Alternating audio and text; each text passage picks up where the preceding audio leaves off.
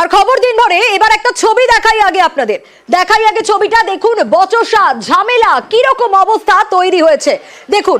আর এই বচসা এখানেই থেমে নেই, হাতাহাতিতে পরিণত হয়েছে। হ্যাঁ, শুধু তাই নয়, হাওড়ার পাতিয়াল পঞ্চায়েতে চর মারতেও দেখা যাবে একজনকে। দেখুন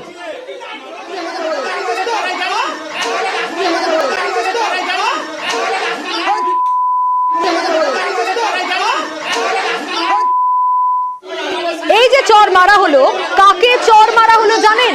পঞ্চায়েত সদস্যকে। হ্যাঁ, গ্রামের মহিলাকে নাকি মারধরও করা হয়েছে অভিযোগ। কেন এই পরিস্থিতি তৈরি হলো, আরো ডিটেইল জানাতে পারবে এই বিষয়ে দেবাশিস সরাসরি রয়েছে আমার সঙ্গে। দেবাশিস, এই যে পরিস্থিতি তৈরি হলো, শুরুতে আমরা দেখলাম যে হাতাহাতি হলো, তারপর একেবারে বচসা থেকে পঞ্চায়েত সদস্যকে চর পর্যন্ত মারা হলো।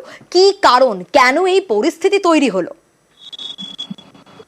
মূলত পাতিয়াল গাজলপুর ব্লক এই এলাকার বাজেবেলিয়া এলাকার রাস্তাঘাট খুব বাজে অবস্থা। দীর্ঘদিন রাস্তা তৈরি হয়নি, মাটির রাস্তা।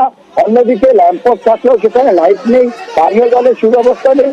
তা নিয়ে বারবার করে গ্রামবাসীরা কিন্তু এই পঞ্চায়েতের সদস্য সুদীপ ঘোষ তার কাছে বারবার আবেদন জানালেও কোনো রকম কোনো উপকার হয়নি, কোনো রকম কাজ হয়নি।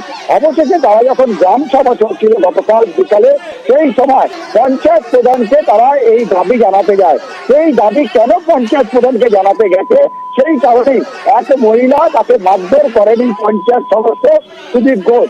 আর তারই অভিযোগে কিন্তু উত্থান হয়েছে পঞ্চায়েত। আর পঞ্চায়েত অফিসে কার্যত গ্রামবাসীদের কাছে মার খেতে হয় এই সুদীপ ঘোষকে। তাকে একেবারে তুমি যেটা ছিলাম 2 মাস আগে, ঠিক আছে, রাস্তা দেখতে যাবে বলেছে, রাস্তা দেখতে যাবে, রাস্তাটা খুব খারাপ, রাস্তা প্রচুর খারাপ, বাচ্চাগুলো রাস্তা দিয়ে যেতে পারে না। প্রধানকে বলেছি, প্রধান বলেছে যে এখন আমাদের ব্যাংকে পয়সা আসেনি, এখন আমাদের রাস্তা হচ্ছে না, রাস্তা নতুন করা হয়েছে, এমন পর্যন্ত বলেছেন। আবারও দেবাশিসের কাছেই যাব। এই যে পঞ্চায়েত সদস্য, তার বিরুদ্ধে তো ভুরি ভুরি অভিযোগ। রাস্তা দেখতে যাওয়ার কথা বলা হয়েছে, তিনি একদিনের জন্য রাস্তাও দেখতে যাননি। আর এখন যখন প্রধানকে জানাতে যাওয়া হলো, তখন এরকম পরিস্থিতি তৈরি হয়ে গেল।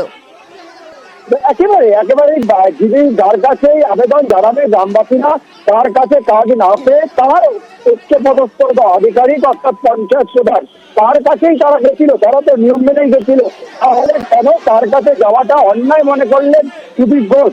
আর একজন মহিলাকে যাকে জাত তুলে তাকে গালিগালাজ করা হলো, পঞ্চায়েতের সবার সামনে তাকে রাস্তায় পঞ্চায়েতে ফেলে মারধর করা হলো, সেরকমই অভিযোগ। এবং এই অভিযোগ রীতিমতো থানায় অভিযোগ দায়ের করা হয়েছে পঞ্চায়েত সদস্যের বিরুদ্ধে। তবে পঞ্চায়েত প্রধানের তরফ থেকে যেটা জানানো হয়েছে যে তিনি কিন্তু এই যে আবেদন গ্রামবাসীরা জানিয়েছেন, সেটা নাকি তিনি জানেনই না, অর্থাৎ সুদীপ ঘোষ তিনি জানাননি। ফলে এই বিষয়টি নিয়ে কিন্তু কোন রকম ক্যামেরার সামনে মুখ খোলেননি। তবে পঞ্চায়েত সমিতির সভাপতি তিনি কিন্তু দাবি করেছেন। একেবারে তুমি যেটা বলছো, তিনি কি বলেছেন একটু দেখি। তিনি বলছেন যে পঞ্চায়েত প্রধানের সঙ্গে কথা বলে দ্রুত সমাধান করা হবে। পুরো বিষয়টা আমার জানা নেই, আমি পুরো বিষয়টার সম্বন্ধে খোঁজখবর নেব। 2011 সালে বাংলার মামাটি মানুষের সরকার প্রতিষ্ঠিত হওয়ার পর থেকে বাংলার প্রত্যেকটি প্রান্তের প্রত্যেকটি জায়গায় উন্নয়ন পৌঁছে গেছে। সেখানে যদি এখনো কোথাও উন্নয়ন পৌঁছানোর ক্ষেত্রে কোনো ঘাটতি থেকে থাকে, আমি অবশ্যই ওই এলাকার পাতিয়াল গ্রাম পঞ্চায়েতের প্রধানের সঙ্গে কথা বলে, পঞ্চায়েত সমিতির পক্ষ থেকে এবং প্রধানের সঙ্গেও কথা বলে সেই এলাকার উন্নয়ন আমরা মানুষের কাছে পৌঁছে দিতে বদ্ধপরিকর।